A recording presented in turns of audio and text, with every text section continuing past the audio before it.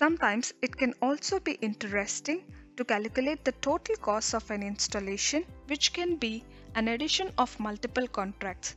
For example, we have an installation where there is also export solar power. So the net cost of the installation is the combination of gas costs, water costs and input energy costs and a subtraction of the contract for the export energy. So to deal this complex calculations, go to the contract section and go to the total cost section.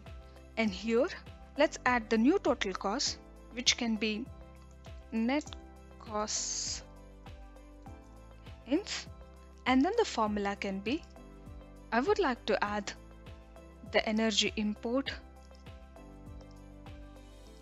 with water consumption because I'm going to pay for my water usage, and gas consumption similarly. But now I'm being paid for the solar energy that I'm putting into the grid. So this time I select the negative and then I select energy export. So this operation will deduce the cost that I have earned because I'm exporting the energy and simply add the total cost.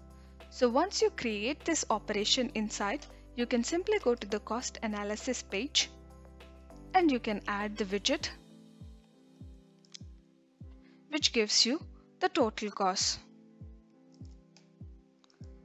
The periods can be sliced for month, year or day. Once you finish adding the widget, as you can see, we can calculate the net cost of the installation in the following way.